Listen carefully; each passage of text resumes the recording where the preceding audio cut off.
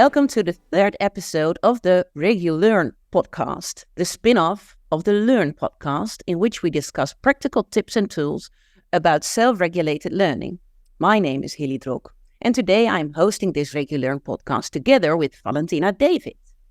This episode, we have invited a really special guest, and you already hear me talking English because we've managed to get Dr. James Mannion in our podcast. We're so excited. Yay!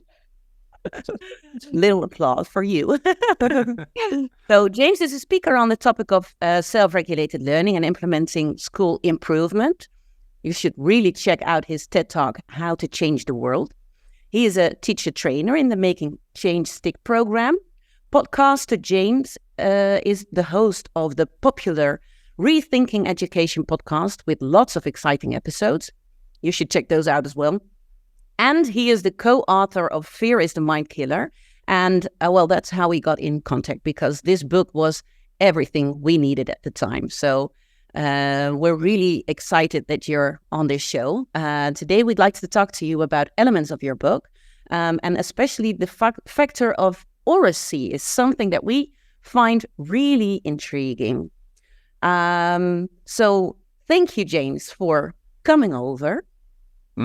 Thank you for having me. It's really nice to be able to spend some time with you.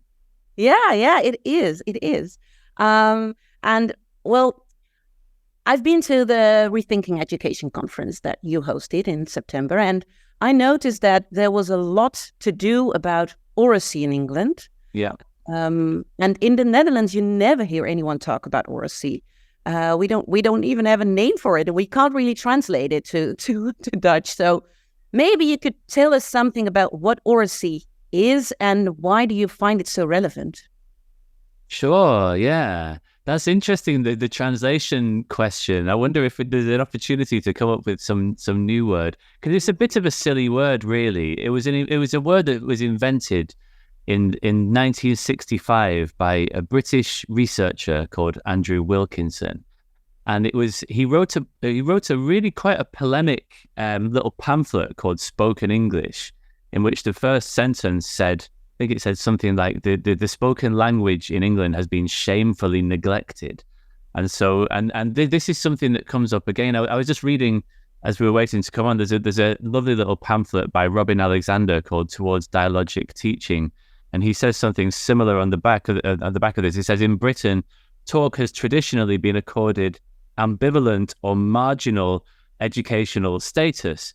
In other words, what happens in schools is nearly all about reading and writing, and spoken language is sort of used as a tool. Teachers say stuff, kids say stuff, but it's not really explicitly developed in a systematic way in the way that written literacy and numeracy is.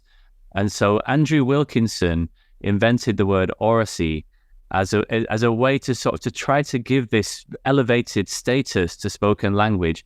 So you've got written literacy and written numeracy, and then we've also got this third thing, which is spoken language, which is super important.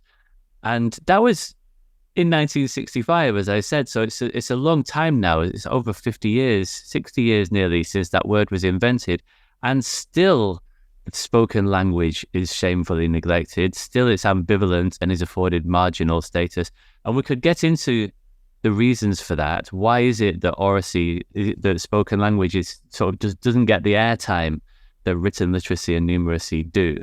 And the fortunes of oracy as a movement, if you like, have sort of ebbed and flowed over the years. So there's been a number of sort of national projects and attempts to put this on the map, and sometimes it's part of the assessment regime and sometimes it's dropped out of the assessment regime. It seems to come in and out of fashion, but it hasn't ever really sort of achieved its full potential.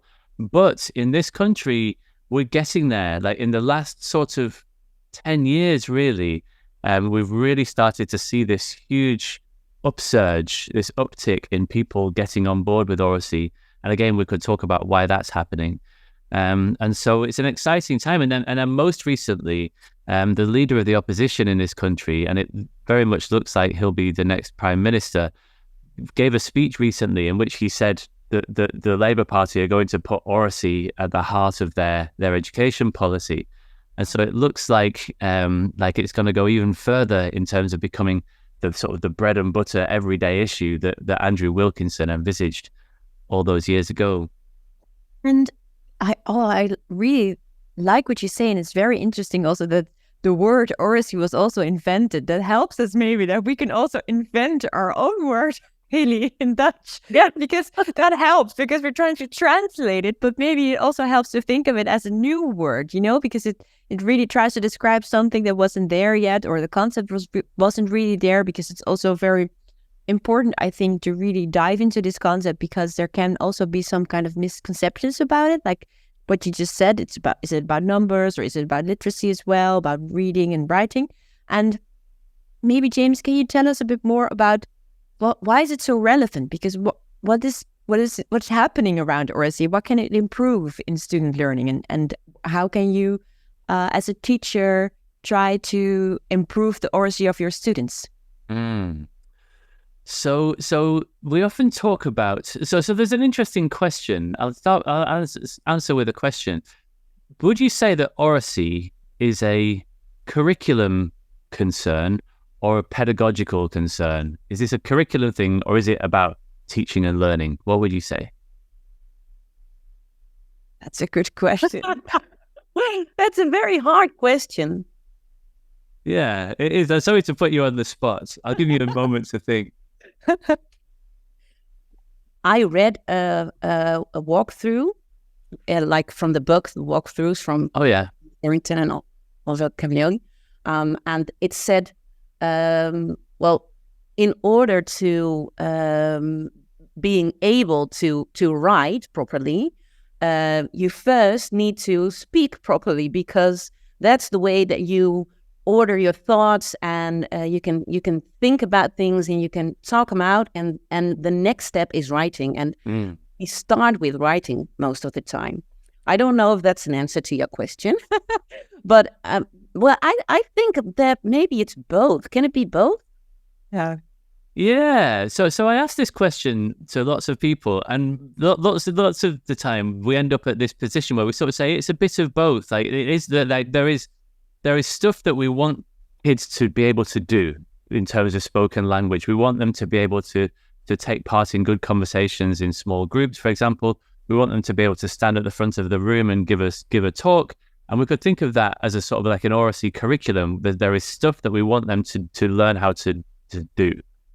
And then there's sort of dialogic teaching and learning. The name of this little pamphlet that I just mentioned, Towards Dialogic Teaching, which is learning through talk. And so there are two sides to the oracy coin, if you like. There's learning to talk, which is what we might call oracy education, and then there's learning through talk, and that's things like questioning and debating and discuss and developing classroom dialogue and so on. And both of those things, so to come back to your question, Valentina, why is it that these things are important? I mean, they're both absolutely hugely important in so many different ways. On the oracy education side, if we don't explicitly teach this stuff, if we don't explicitly teach children how to take part in a class discussion. So, for example, as classroom teachers, when you were classroom teachers, did you ever set up the children on a group task, and then it just went really badly? Of course. All curious that. Could you expand on that a little bit? What happened?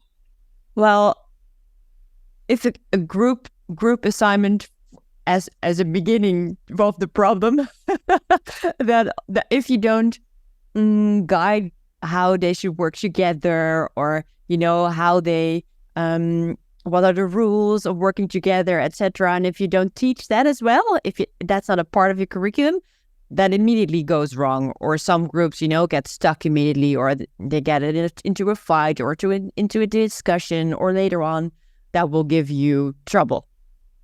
Yeah, exactly. So, and I think that every teacher in the world would recognize that the group tasks can go really pear-shaped. And for that reason, group work has developed a bit of a bad reputation. Some people are like there are some schools in this country that say we don't do group work. We just don't do it because it goes badly. But there's a massive problem there, isn't there? Because if children aren't able to learn how to work effectively in groups, then they're we're not really helping them prepare for the world of work, to the world, the life beyond the school gates. If they can't get along with one another and learn how to share ideas and to take on different roles, and how to take a leadership role, and how to sometimes take a step backwards to allow other people to take more of a to participate more, then we're not setting children up to learn how to live in a world that's made of other people, right? The world is, and it's hard, and if you just take 3 minutes to look on the internet, you can see that people are really struggling to get along with other people. Often we're talking across each other, we're arguing, there's these culture wars that are raging. There's so much sort of friction and heat in the world, and so much of that boils down to people's communication skills, just like their lack of ability to really listen to other people, to put themselves in other people's shoes, to communicate their own ideas clearly, And so for so many reasons, it's a really good idea to teach children how to speak and listen effectively in all kinds of different situations, in paired discussions, in small groups, in whole class discussions, how to take part in formal structured debates, how to deliver a knockout speech.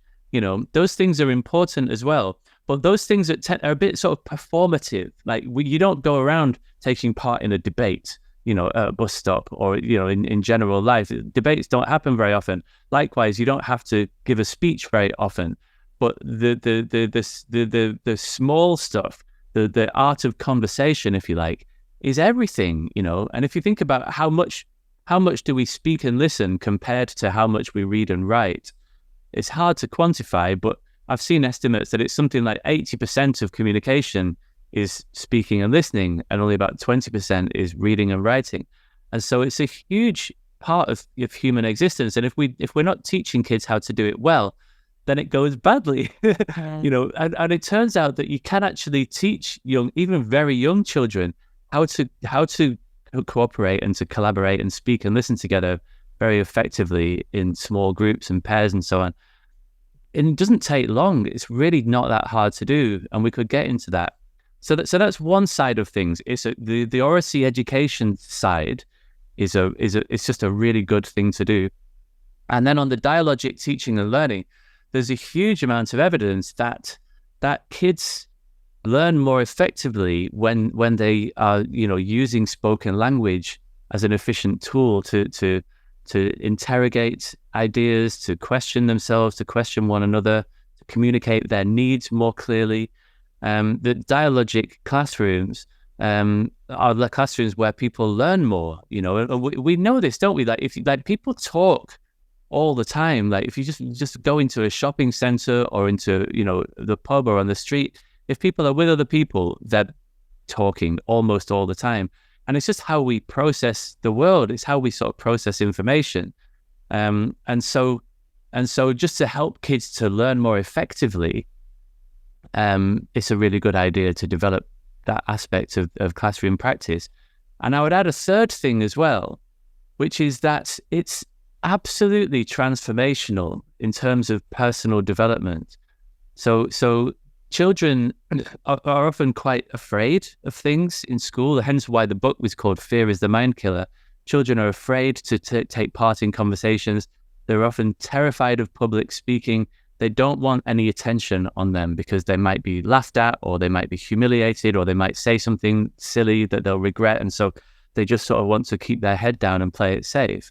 And they often, feel quite unconfident in situations where they have to speak in front of people that they don't know very well. And the word oracy, people often translate it as speaking and listening skills. It's often very much framed in the language of skills. But I don't think that skills goes far enough to capture just how important spoken language is. Like that skill, to my mind, is being able to make like a really nice souffle, or to be able to juggle, or whatever it might be. Something that you can ride a bike, something that you can learn how to do with practice. And that's sort of true of spoken language as well. But also, there's something about learning how to speak and listen that is totally transformational in terms of your self-concept, your confidence.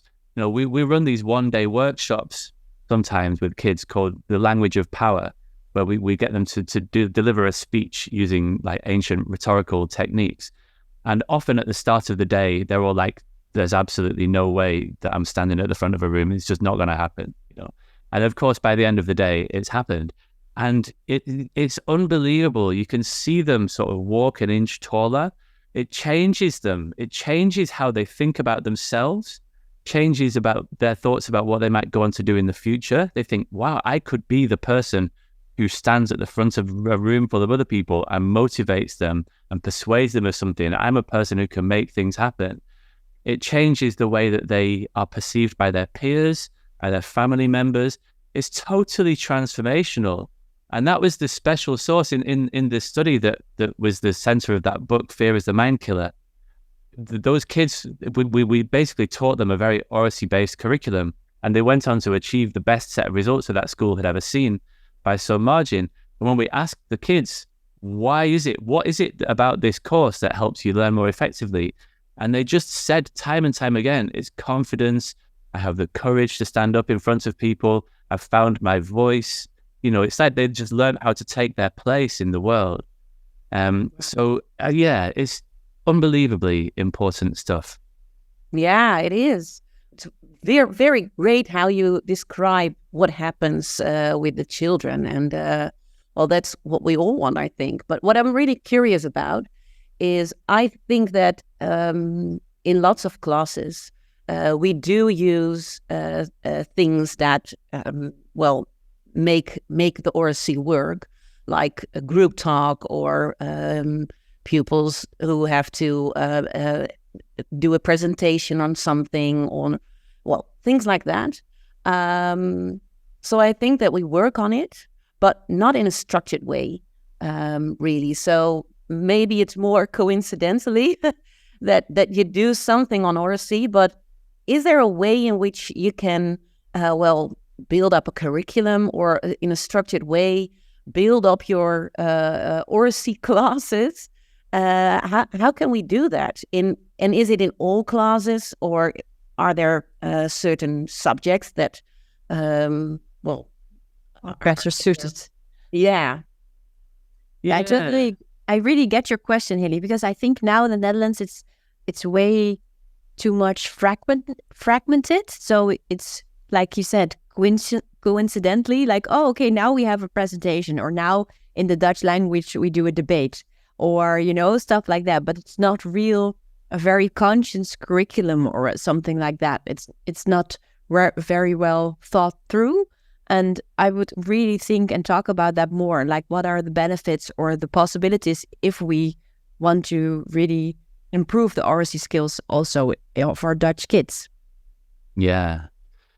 It's a really, really massive question. Like, it's because spoken language is so sort of interwoven in everything that we do.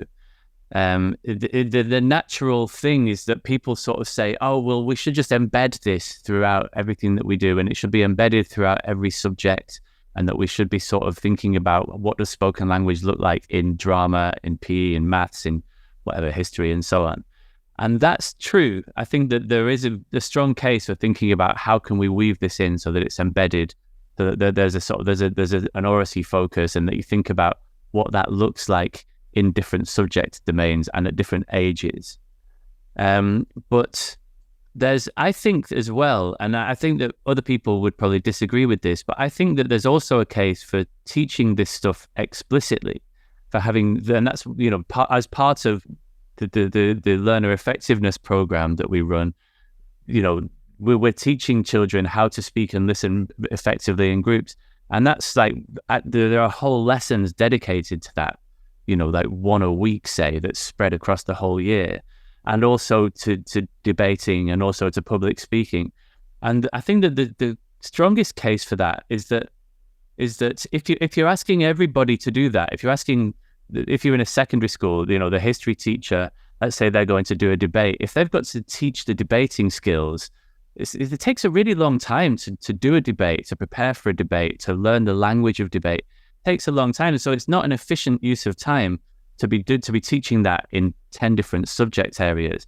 I think there's a very strong case for having a learner effectiveness program which focuses not just on oracy. There's other aspects to that. There's, project-based learning and metacognition and self-regulation and educating from the neck up, as we talk about, so it's not just about spoken language. But I think that there's a case for having taught lessons, and the earlier that you start, the better, so like starting right down in the early years.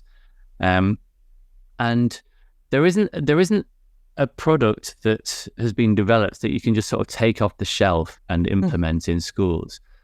You sort of have to, and this is an implementation issue really. You sort of have to work with each school and think about what are the strengths and areas for development in the children, in the teachers, in this particular type of school, in this country. There are all kinds of issues. For example, like if bilingualism is a big thing, that's the whole set of problems that you need to think about. But there's a very handy framework. Are you familiar with a thing called the oracy skills framework? I think a bit, but not really. Yeah, but I don't think that our listeners are. Yeah. Okay. So I would strongly recommend to your listeners to just search the phrase oracy skills framework online. And if you look, I work for an organization called Oracy Cambridge, and on Oracy Cambridge, there's a version of the oracy skills framework with a glossary. It's like a six-page PDF. So the framework is on the front page, and then there's a glossary of all the terms in case people aren't familiar with some of the language. And as I mentioned before, oracy is often defined as speaking and listening, as though it's just two things. It's saying stuff and hearing stuff. But there's way more to it than that. And the oracy skills framework breaks oracy down into these 4 dimensions. So there's physical, first of all, and that's things like the use of your voice, the pace at which you speak, the way that you vary the tone if you're going to try to accentuate certain words, how you project your voice, how you pronounce words, how you enunciate your consonants clearly, all of that stuff. So there's voice stuff and there's body stuff. There's like body language, gestures, facial expressions, and so on. So there's physical stuff. Then the second dimension is linguistic. So this is to do with like your vocabulary, what's your, knowledge of words. There's register and grammar. So there's the syntax and the language that you're using, and the way that you're pitching language. You might be using very, very academic language, or you might be using very sort of everyday language that anybody could understand. And then there's rhetorical techniques, these amazing devices using metaphors and humor and what have you. There's millions of rhetorical techniques that we can use. So that's linguistic. The third dimension is cognitive. And I won't go through this whole thing, but there's lots of stuff in terms of just like the structure of how you talk. What do you need to say first? Are you going to take people on a journey? How do you tell stories? Are you able to speak concisely, to clarify? Are you able to give reasons for your thinking and so on? So there's a huge amount of stuff in the cognitive column. And then lastly, social and emotional. And that's partly to do with the stuff we mentioned earlier about working with other people, turn taking, listening and responding. If you're speaking to an audience, how much are you able to take account of the understanding of that audience so that you can pitch it to their needs? So there's these 4 dimensions: physical, linguistic, cognitive, and social and emotional. And then they each break down into a number of sort of subcategories. And you can think of that almost as like a curriculum map, I think. So you can think about what do we want the children to be able to do in terms of physical stuff, in terms of vocabulary, in terms of their use of reasoning, in terms of being able to work with other people and so on, at age 4 and at age 6 and 10 and 14 and so on. So that we can think of a sort of a progression as you go through, from early years through to adulthood. As I say, nobody's created a curriculum that you can take off the shelf. And I don't think that you could do that, because it has to be sort of tailored to because there's so much variation within the school. So if you think about those 4 dimensions, so some schools might be that the kids might be really highly developed in some of those areas, but not in others. And so oracy education really needs to be sort of tailored down to the level of individuals. And so it's a complicated thing to do.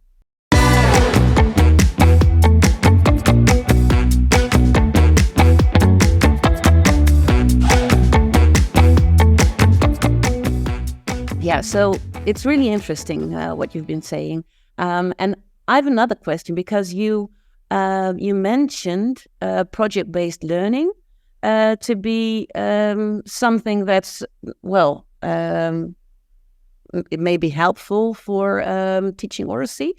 Is it something that's necessary for teaching oracy and learning oracy, the project-based learning, or is there something else that you can do? Good question. So project-based learning, first of all, is quite a controversial thing, isn't it? Again, there are some people who think that project-based learning is not a good use of time. Again, if the children aren't able to manage a project, and project management is a really hard thing that many adults struggle with, that it's not a good use of time.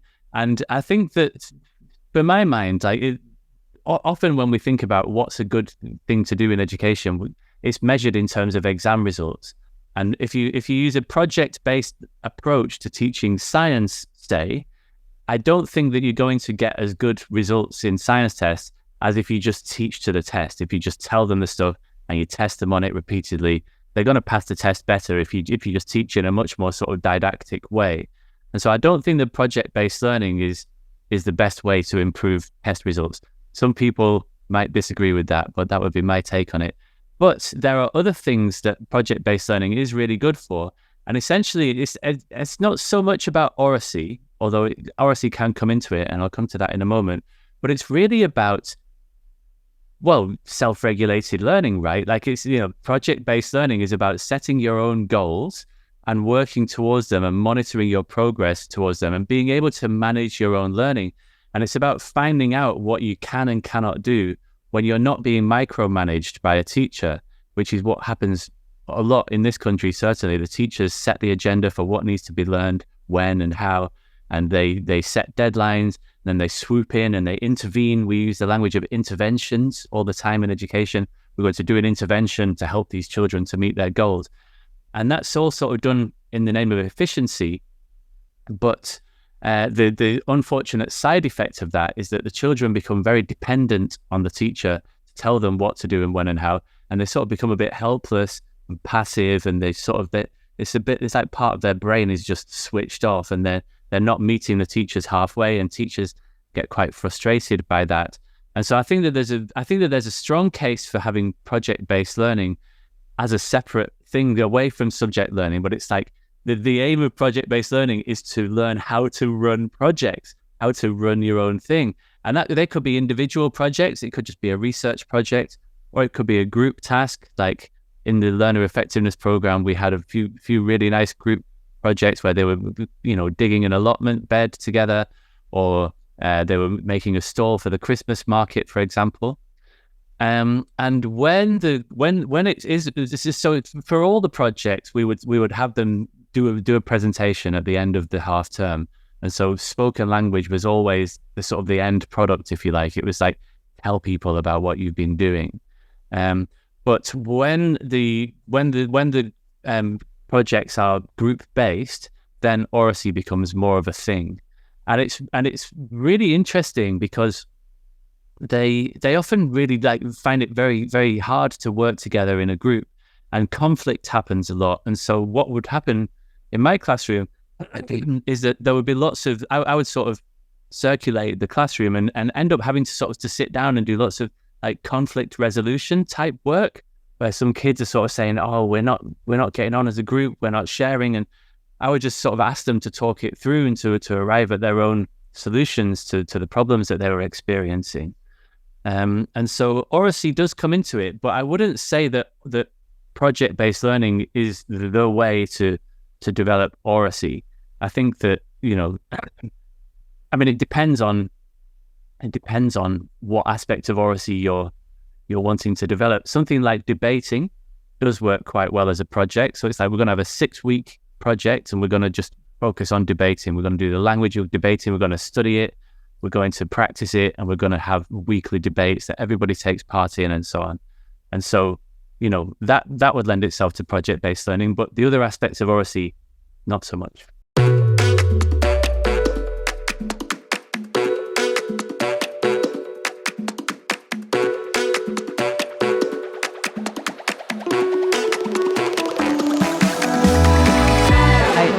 When we talk about this more and more, for me, it becomes clearer by the minute why this is such a own word in itself, or an own concept. Why this concept has its own made up or created word like oracy, because it's so complicated and there's so much stuff going on there. And I want to ask a question or dive a bit deeper maybe into the self-regulated part as well, because we just touched about that or on that subject.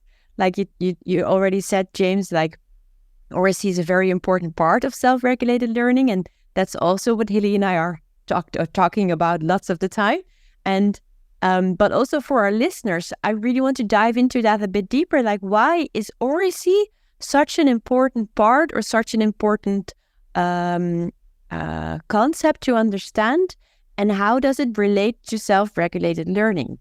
Can we maybe talk about that a bit more? Like, how are those two concepts linked to each other? Are they interwoven or intertwined? And talk about that a bit more. Sure, yeah. So in my PhD study, which was the focus of that book that you mentioned, Fear is the Mind Killer, we had a self-regulated learning curriculum. It started out with the whole of year 7, so when the children are age 11 to 12, for 5 lessons a week. And we could do with that time what we wanted, which was amazing. And so there was lots of project-based learning, lots of oracy. We had philosophical inquiry sessions, which we could maybe talk about, where you sit in a circle, you have these big extended discussions about really interesting topics. And then when those children got into year 8, the curriculum time expanded with them, and then again into year 9. So over 3 years, they took part in over 400 lessons of this learner effectiveness program. And as you might imagine, there was lots of things going on in there, 400 lessons over 3 years, but it really boils down to 3 key ideas: metacognition, self-regulation, and oracy being the third one. And just to briefly explain those for the benefit of your listeners, because there's a lot of misunderstanding about especially about metacognition and self-regulation and self-regulated learning and what those things mean. So very briefly, my understanding is that metacognition is all of them really boil down to monitoring and control. So it's noticing stuff and then responding to what you've noticed. So that's really at the heart of it. So metacognition is monitoring and controlling your thought processes. So like just tuning in, paying attention, thinking, what are my thoughts doing at the moment? Is my mind racing? Am I worried about something? Is there lots of negative self-talk that's going on? Am I beating myself up about stuff? What's happening in my head? And what should I do about that? So that's metacognition. Self-regulation is more to do with human action, and it's more to do with like how we interact with the external environment through our feelings and our behaviors. And so self-regulation is monitoring and controlling our feelings and behaviors. And so those two things are kind of like mirror images of each other. Metacognition, monitoring and controlling what's happening in your head. Self-regulation, monitoring and controlling how you're interacting with the external world.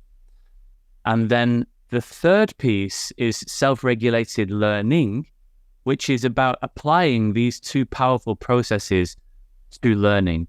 Because if you think about it, your thought processes, that's a huge category, isn't it? You could think about a million things about where you're going on holiday, about the fact that your microphone isn't working or your cat needs to go to the vet or whatever. And likewise, your feelings, your physical feelings, your emotional feelings, your behaviors, that's a vast category, and it doesn't all apply to learning.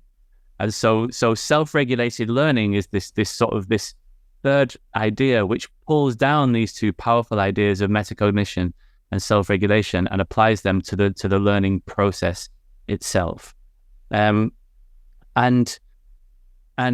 sitting around this, we have there's a number of other things that we don't need to go into now, and one of those is oracy. It's really like spoken language is really how these ideas are enacted in the classroom. Like written literacy and numeracy come into it a bit, but as you're talking through ideas, as you're having a philosophical inquiry, if you're running a project where you have to dig an allotment, or you have to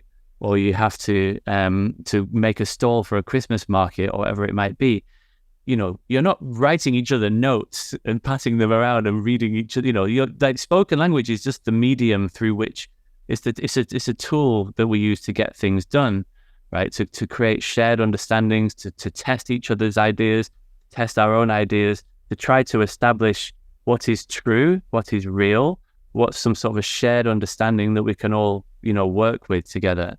And so those three words that I mentioned, metacognition, self-regulation, and oracy, like together we can see those as being bound up as self-regulated learning, which is this sort of broader topic.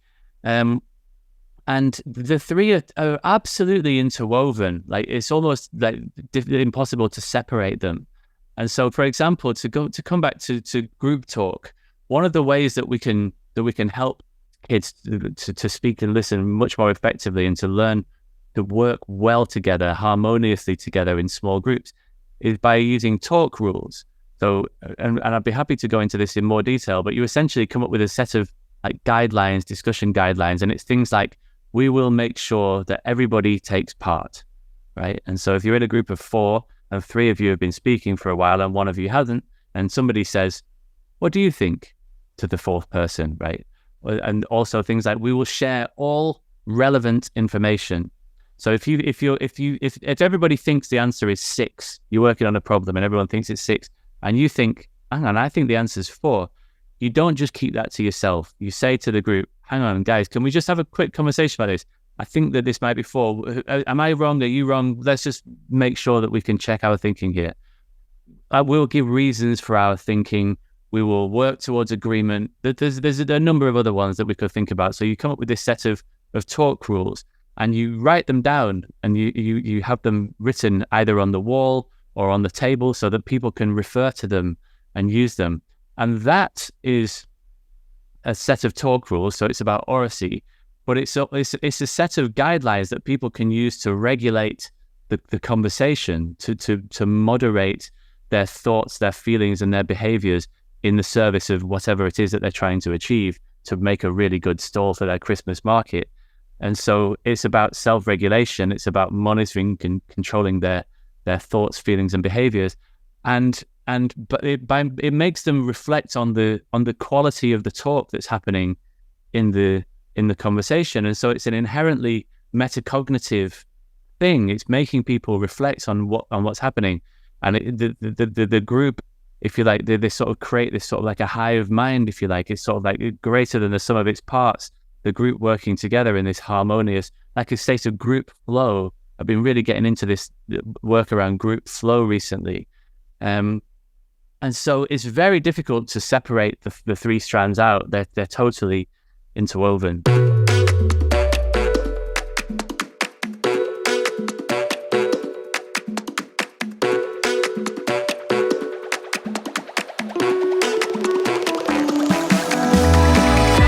And I'm still so excited that you actually say that it's doable and possible to have a special curriculum for oracy and, also self-regulated learning.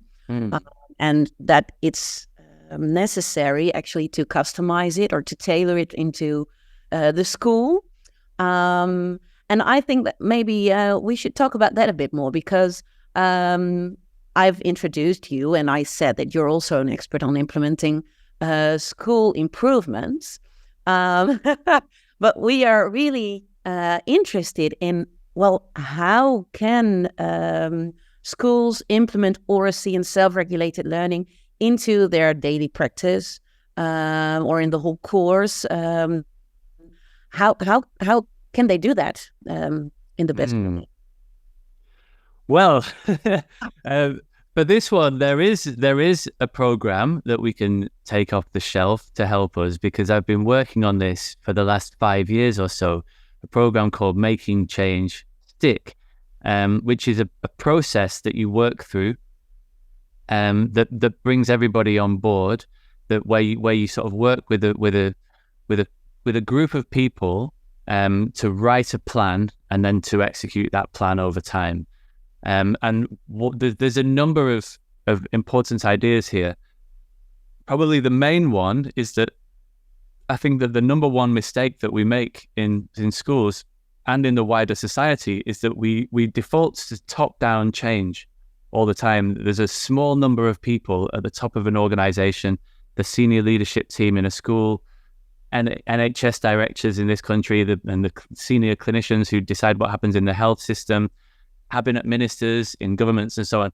We always have the board or the management team in a company. We always have a very small number of people who are often quite like-minded. They're often quite similar to one another, who are at the top of an organization, who are making decisions on behalf of everybody else.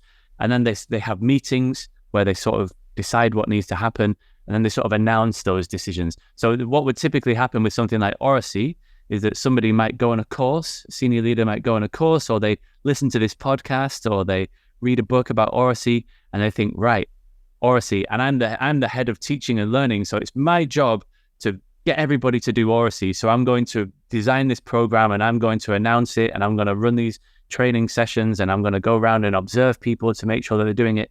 And it's all done in a top-down way. And I think that most people sort of know already that top-down change is often quite ineffective. And so the first thing to do is to get around that, is to assemble a vertical slice team. So we take a cross-section through the organization. So in a school, you would have a senior leader, or maybe the head teacher, also a middle leader, early career teachers and trainees, teaching assistants or support staff, the special educational needs coordinator, sometimes pupils, parents, governors, site staff, lunchtime supervisors, whoever it is who's involved in the initiative that you're trying to implement, and they become the executive. So the decision making is taken away from that one senior leader, although they might be in this team, and so that team becomes tasked with overseeing this whole process. And that's really important, because to come back to the question about, let's say we want to have a whole school approach to oracy, that's going to look very different to, if you're a senior leader, you need to think about, maybe how you use spoken language in the meetings that you're chairing, which, by the way, people aren't taught how to chair meetings. How many meetings are just like a total car crash because people aren't really taught how to. So that's a huge, we could talk about that if you like. How can we chair meetings? For the middle leader, they might think, oh, how can I make it so that, so that the people in my department or in my year group are, able to get more involved in department meetings. I feel like I'm a bit too involved. How does it look for if you're a trainee teacher, or if you've been teaching for 30 years or more? What aspects of oracy you're going to focus on? If you're a drama teacher, or history, or maths, or PE, it's going to look different in all of those different contexts. And so the vertical slice approach brings all of that diversity of experience, all of those different perspectives into the planning process from the start.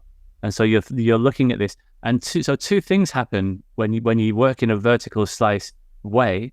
Number one, you get much better decision making, because you're looking at the problem from all of these different perspectives and you're really thinking this through. But secondly, you get lots of buy-in. Like, people really come with you on the journey, because they can see that this isn't the usual top-down stuff, that there's somebody like them on this change team with whom they can interact, who will represent their views as they go through this change period, so we can bring everybody on board. And so that would be one thing. I could literally talk about this all day, but I'll mention maybe just two more things. The second one is there's a really important idea in change management called diffusion of innovation, which is about this. It's a really interesting field of study, which is about the how do ideas spread through a population? And why do some ideas spread through a population and other really good ideas don't. Like, what goes wrong when some ideas just fail to really take off? And the study of diffusion of innovation finds that in any population, you can subdivide people according to how ready for change they are. And so you have, and it's often expressed as a bell curve. So if people can sort of picture a bell curve, and we're moving from left to right. So at the very end of the bell curve on the left, you have like 2 or 3% of the innovators, the people who are right at the cutting edge of practice, the people who are doing research into oracy, who are trying these ideas out under their own steam in their classroom because they've read about it and they're really into it. Then we have early adopters, roughly about sort of 10 to 15% of people, 1 in 6, 1 in 8, something like that. The people who, they're not the innovators, but they're ready for change. They're going to be biddable. They're going to get on board with this quite quickly. Then we have the early majority, about 30% of people. The late majority, about another 30% who take a bit longer to get on board with things. And then at the far end, we have people who are actively resistant to change, and those people can cause problems in schools, but often there's perfectly good reasons why people might be resistant to a particular idea. They might have come from a school where oracy was done quite badly, where it was done in a top-down way, and they just think, oh, not this again. Or maybe they're really busy and they've got stuff going on in their home lives, or they've got a really difficult timetable this year, or whatever it is. There might be lots of perfectly valid reasons why some people are resistant to change. And what sometimes people do is they think, we need to get those resistors on board from day one. If I can get those resistors on board, then everybody else will be a pushover. And that's the wrong way of thinking about it. What you need to do is to say very explicitly to people, right, so we're going to have a 3-year process where oracy is going to be a thing at this school. We're going to get there, but we recognize that not everybody is going to be on board. And so let's just ask people to nominate themselves. Do you want to be in the vanguard? Do you want to be an early adopter who's going to be working with us in year 1? Are you in the sort of middle? Do you want other people to try these ideas out, figure out what works, what doesn't, and then you'll get on board in year 2? Or do you want to, we'll come for you in year 3? And so people know that this is coming down the track, but they can have a bit of say over, when it is and the extent to which that they're going to get on board with this. Yeah, I like that idea. I think we don't talk about it enough also in that way. So there's also a lack of oracy about implementation and implementation skills or implementation plans about new innovative ideas in education. And also sometimes people say, yeah, we have to do this all now together. And that never works as well. So you also have to make, some kind of a plan. And I think it lacks so many times of a good plan. So people just do or think, or, we're going this way, or we're going to implement formative action, or we're going to implement self-regulated learning. And we have on our next 3 PD days, what's it called again? Professional development days. We call them in Dutch studiedagen. So on our next days, we're going to talk about only, oracy or self-regulated learning. And then afterwards, everybody can do it. But it never works. Yeah. For so many reasons. And what, it's really interesting. Oracy comes into this as well, because the way that you spread ideas through that bell curve is people talking to people. That's it. That's the medium. And so as well as having those inset days, which is often like a one-to-many thing, it's like a transmission thing often, what you also want to do is to engineer ways for people to talk to people about formative action or about oracy or whatever it is that you're trying to do. And so you think, okay, so we're going to be talking about this in staff briefings. We're going to make it an agenda item so that whenever there's a department meeting, oracy is on that agenda. So that, and also we're going to train our middle and senior leaders in how to chair meetings so that it's not, people don't just walk out of the meeting saying, that could have been an email that just basically got talked at for an hour. They could have just sent me that. And so, to have much more participatory meetings so that oracy becomes a part of that. You might think about how you use assemblies. There's this lovely school in this country where they have talking assemblies. And so instead of the kids all just sitting in rows and being talked at, they're having discussions, and it's a much more interactive affair or whatever it is. And so people talking to people, that's the mechanism of action. That's how you spread the idea through that population. I really like also that you have to have a plan about that. So you have to have a plan about how you're going to organize people talking to people in your school about the innovation that you want to have or to create.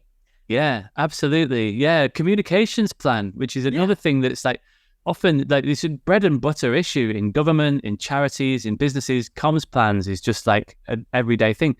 I don't know about in the Netherlands, but in this country, like I talk about this with senior leaders and head teachers, and they're often like, "Oh, that's a good idea. Maybe we should have a comms plan." And that's we talk about sort of having a chorus of voices. So you think about how you can get teaching assistants and all of those different types of people that I mentioned earlier, so that they're talking to different audiences, so that they're talking to other teaching assistants or to year 7 pupils or to parents or to whatever.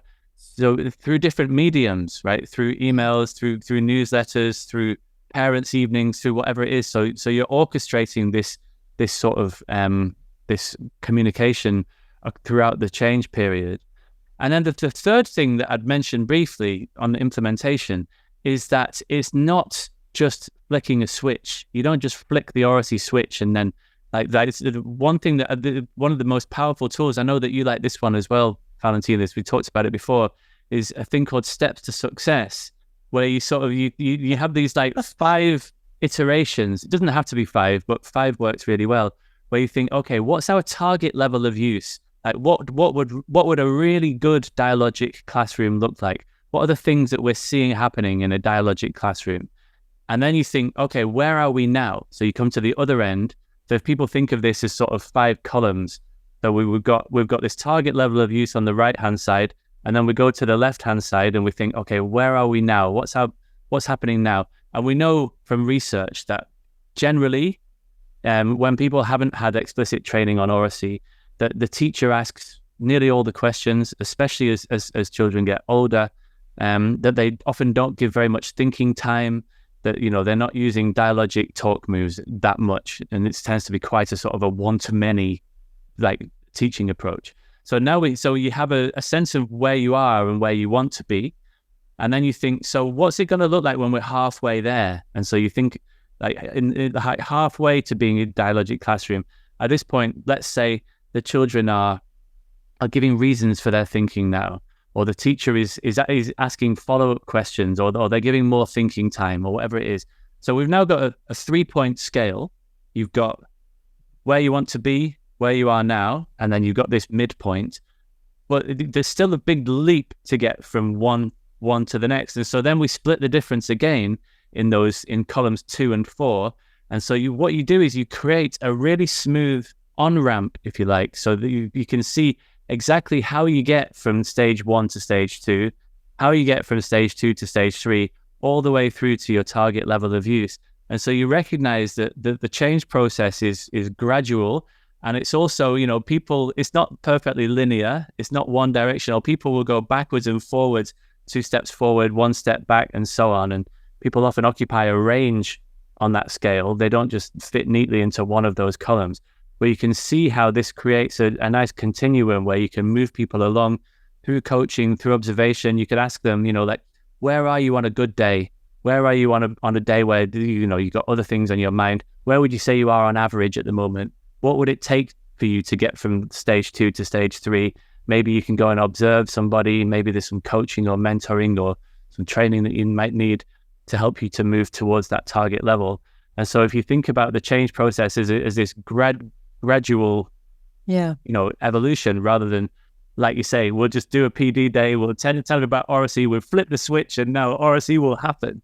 You know, we already used this tool, kind of tool that you just spoke about, and we see the success because you make it really tangible, really concrete in which behavior do I see right at this moment, and what don't I want to see? Which things are not helping the school or not helping our education, and where do we want to go? And making it so concrete that really, really helps. So it's great. We've made use of it a lot. So thanks for that. Yeah, and I totally agree. And it also helps with the whole oracy part, because you have to, write it down for yourself, and then you can share it with your colleagues or in your vertical slice team or in your innovation team, and you can talk about it and ask for feedback. And it really helps to make a plan. And also what I really like, and Hilly also said it, you have to be really specific, like what kind of behavior do I want to see in which column? Where are we now? What kind of behavior do we see now in all the different levels of our school, of our organization? And also with the goal that you're aiming at, like in the near future, how does that really look like? And just making it so specific as you can, and what kind of behaviors do we see in all the different, what does the management do? What do the teachers do? What do the students do? Just those questions alone are so powerful, and they're so simple, or, they're not, it's not really difficult math, but in the end, it really, really helps you to think through, like, what does this innovation mean for us, and what kind of steps do we need to take? So I'm a very big fan of the 5 steps to success. Amazing. Yeah, it's a lovely thing, and I've seen it used. You can use it at the level of an individual teacher. So like that example that I just gave, that like individual teacher's classroom, you could have a department version of this, and have a whole school version of it. I've also seen people use it at the level of children. So with regards to, say, essay writing, here's like an amazing essay. Here are the features of an amazing essay. Here's where you are now. But it's like, so instead of sort of giving them a million points of feedback at once, it's like, so what do you need to do to become a stage 2 essay writer? And then we'll move to stage 3. And so it just makes it seem much more achievable. You can see how you get from where you are to where you want to be. Takes the mystery out of it.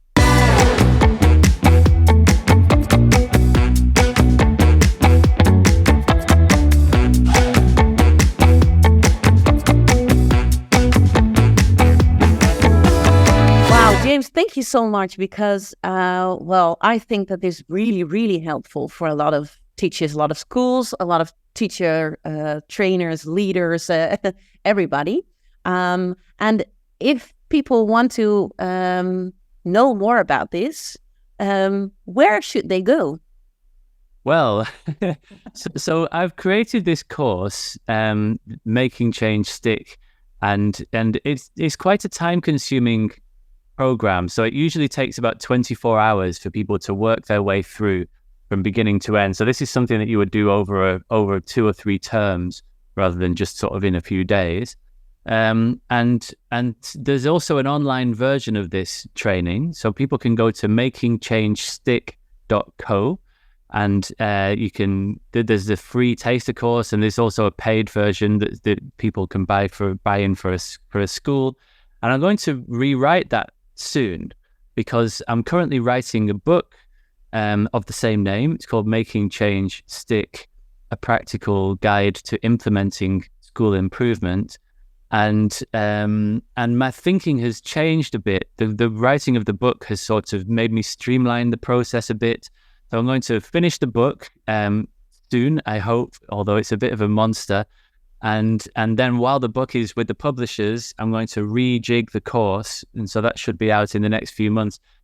But the course as it currently exists is it contains all of the ideas that are going to be in this future version. It's just that I'm going to, rejig the order a little bit. So people are able to access it now, if you like. It's in English. Who knows, we might work on a Dutch translation at some point down the line. I'm seeing nods from people. Yes, keep an eye out for the book and the course. And like we were saying before we started recording, there are some good books on change in schools, but there's not that many. And they aren't often that practical. I find that they're sort of like, there's lots of theory, and there's lots of sort of like people saying things like, oh, you can't really have like a process that you can just work through from beginning to end because change is so difficult. And so it's often sort of just made a bit overly complicated. And so what I'm hoping to do with this book and with this course is to give people something that is accessible, that they can work through, and and in a way that in a way that can be adapted to any school context, to any change initiative. So it's not just a rigid process, but it is a process that people can work their way through. And it's really interesting work. It's absolutely fascinating. And it works. We've done some, recently the Welsh government did a pilot study of this. We had 9 schools running this program for 6 months. And if people are interested, if they go to that site, makingchangestick.co, you can see 2 videos, just 2 minutes long each, and it's of the senior leaders from these participating schools just talking about the impact that this thing had at their school. There's some interim videos where they talked after 3 months, and then at the end after the 6-month study was finished. And people say the most amazing things about this program. They say things like, "This program has been the making of me as a leader." They say things like, one person said, "I want this to be my legacy to the school in 20 years' time." She said, if I've done nothing else for them, I want this to be what they remember me for. And it's you don't normally get feedback like that from courses. Like, there is something about this thing that is really resonating with people. I think that people know that they don't know how to implement change effectively. And if you're a senior leader in a school, that's basically your job. Like, you're basically doing a job where you're trying to implement change, and they've often not been taught how to do that very well. So I'm quite hopeful that if I can get this book written at some point before the next, well, I'm hoping it'll be done in the next few months. It's taking shape. I am hopeful that it could really take off, because it seems to be filling a gap that needs to be bridged. I think so too. I'm really looking forward to the book, so I hope you can finish it. I'll get on with it right now. Yeah. Okay, well, we'll let you do that. Thank you so much, James, for writing this book, but also for joining us in this podcast, and for all of your wisdom. I think you've helped a lot of people with this. So thank you so much. It's my pleasure.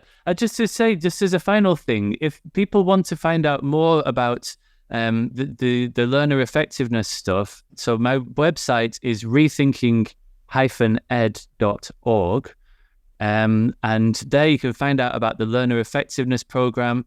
There's a thing called the oracy curriculum, where we do training in all of that stuff about all things oracy and practitioner inquiry, and also you can find the podcasts there and all kinds of things. So we'll have to return the favor at some point. I'll have you come on the Rethinking Ed podcast. That would be nice.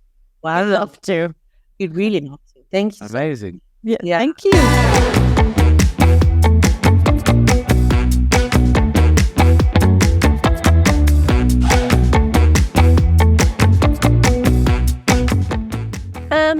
So this was the 3rd episode of the ReguLEARN podcast. This time it was with James Mannion.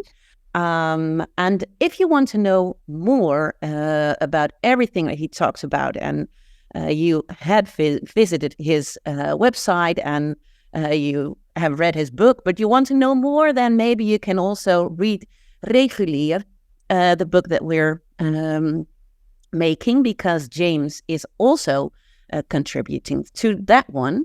And he's also at the conference on April 18th. Which is coming up, Zelfregulerend leren. So please join there as well. And if you want to know more you want to hear more podcasts, then you should subscribe to the newsletter of Toetsrevolutie,